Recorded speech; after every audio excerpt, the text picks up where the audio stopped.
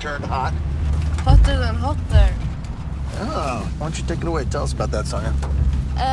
So a Soviet nuclear bomb was shot down by the US and exploded in Kazakhstan, which left a huge area into a wasteland. Yeah, an area the size of fucking Texas. Yeah, and when they evacuated, it was really warm weather, so that's why it's called the hot days. There it is. The wall. The only thing shielding us from the most radioactive spot on Earth.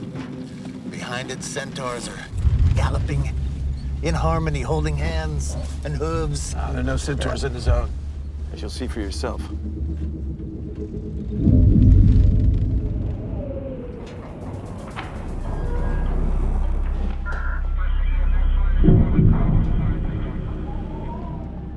Hi, Tyler. Ella. I was like, welcome, guys. I mean, you're originally from here, right? Yeah. Are you? And you're visiting, right? Yeah. Oh, welcome. Thank I'm you. excited for your guys' premiere tonight. I got to see the film. I just want to say, Nice. so I want to say I'm really excited for everyone to see it. I find like the one cool thing is like it like blends in like satire and like sci-fi. So it's I honestly like am excited for the audience to see it. So I'm curious, what was your guys' first reaction when you read the script? I just want to say we should start a new genre called sat-fi. Sci-fi. Okay. Science fiction, yeah. Sci-fi. Okay, let's do the sci-fi. Satirical fiction. Yeah. What was my experience making the movie? Your first reaction when you read the script. Oh my God.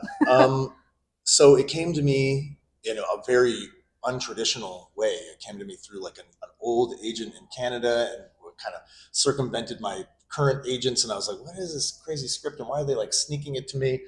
And my agent was like, it's a movie about like a team of gonzo reporters that go looking for centaurs. And I was like, oh my God, pass. and then I read it because he was like, just read it. It's really interesting. And I read it and I immediately had to read it again because I was like, what the fuck did I just read? I think it's awesome, but I had to go back through it again and be like, and I didn't actually know which character they wanted me to play. I was assuming it was the character I ended up playing, but I was like, I don't know. Hoping that it was Dino that I got to play. And I read back through the second time, imagining that I was Dino. And I was like, oh my God, I could have such a ball with this role. And then I met with these guys over at Zoom. And my first question was, why in the world do you want me to play this role? What made you think I can do this? And they were like, we just like your work from New Amsterdam. And I was like, how did that correlate with this scumbag, sleazy guy? But anyway, I think you said you saw something in my eyes. Something creepy in my eyes. Anyway, so that my reaction was just like, I can't believe I'm going to get to do this. I just read like Pella contacted me on Facebook, and I didn't look at my messages, so I missed the message for like 3 weeks, and then I saw it, and she had like a small description of what it was about, and I got really interested, and then I got to do the self-tape, and the scene was the centaur. The centaur scene. Yeah. So I immediately like really wanted to do it, and so yeah. But I the script changed a lot, but I was really like, I really wanted to do it directly. I think Pella and Hugo said that they wrote it in Swinglish, Swedish English. Yeah. Okay. It was a little bit like, oh, yeah, it was great. Yeah. Oh yeah. Really I think people are definitely in for a treat. You know, your characters have such like an interesting dynamic. Like, is there anything that you guys did to prepare to kind of like build that chemistry up? We didn't prepare, and I think that was really good because I could like imagine Sonja's situation better. You and Arvin had. Arvin and I met. Yeah, for a little bit. He came to LA for like a month to kind of like help with his English and get his English sounding very seamless. And he came up to where I live and we hung out. But we didn't get that much into the film. We talked about the ending and how we wanted to maybe help with the ending changing a little bit. But yeah, I didn't prepare a ton for, like, I prepared for Dino. But as for our chemistry, it's honestly, they put us in one of the trickiest scenes of the whole movie to begin with. In the cab, where she's like has her head in my lap and I go to kiss her, and like, so it was we basically had to like Just went do right it in. now. It was like, Yeah, it was like, but I think that was the best way. yeah, Actually. yeah. I also had Tear the a Band-Aid lot. off. Yeah, Yeah. and I immediately felt very safe with you. Yeah, thank And God. yeah. Which is And we funny clicked, because so yeah. that's good.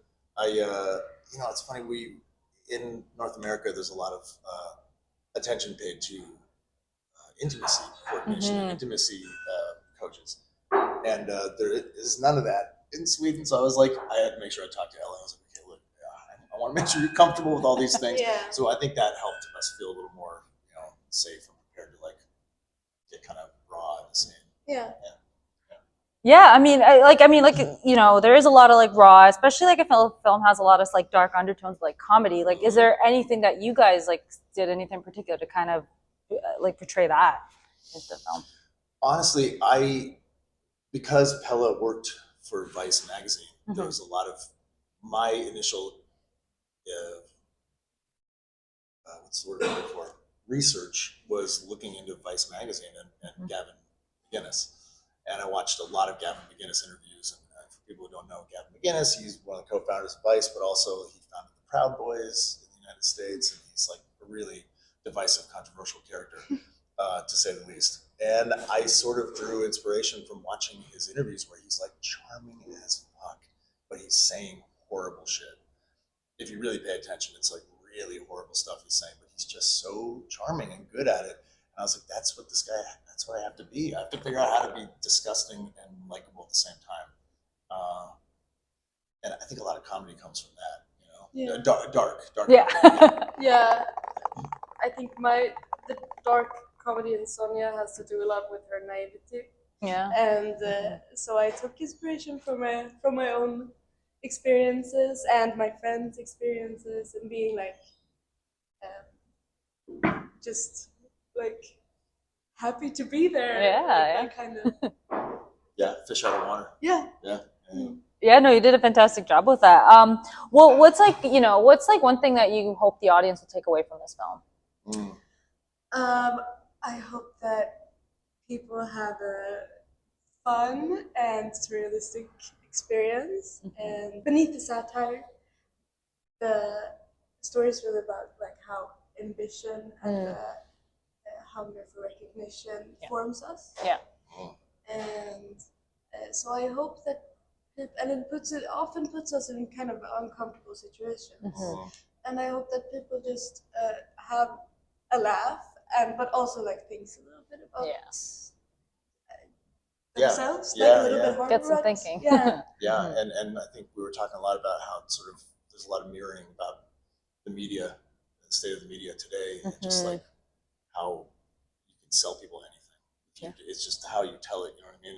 And Dino is trying to manipulate her into selling, a line of shit, but it's just kind of like that. I hope people look with more scrutiny at what they consider a news source, Yeah.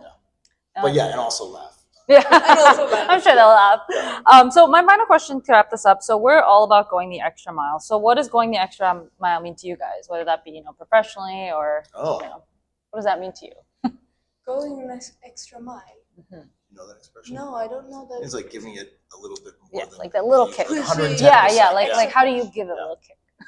She doesn't. She just doesn't go the extra mile. I don't know. There's a lot of ways to answer that question. Yeah, it is to me. Like, how do you portray it? Like, what does that mean to you? Yeah. What's your interpretation? Yeah, of going exactly. the extra mile? I don't really get the question. Well, could it be like you're going to theater school right now because you were challenging yourself to learn how to act on stage? That's going further than you know. You can never learn enough how there we go. cliche that may No, that's sound, true. but that's true. Like you have to be humble. Yeah. Like you can always be open and learn more. Yeah. There's Love no that. cap on how much Listen. you. Listen to people. It's really important. That's why I think the extra mile for me has been, as a father, I have 3 kids, and learning to, it's very cliche as well, but don't be your pet. Be the thing that you didn't. Don't be your parents. You know what I mean? I love my parents, but we learn from their mistakes, and you do the best you can. But it often requires doing more than I think we ever were modeled. Especially nowadays, there's a lot more there's a lot more happening in the world, and I feel like it's going the extra mile as a parent has become like this really deep listening exercise instead of like always trying to make a teachable moment. Just like glean what you can from your kids and then meet them at a place that exceeds their expectations. You know, yeah, and it brings me a lot of joy parenting. Aww. Like the most joy. I love that. Well, I just want to say thank you guys both for your time, and I'm excited for the audience to see the film tonight. Yeah, So excited for your guys' premiere. Yeah.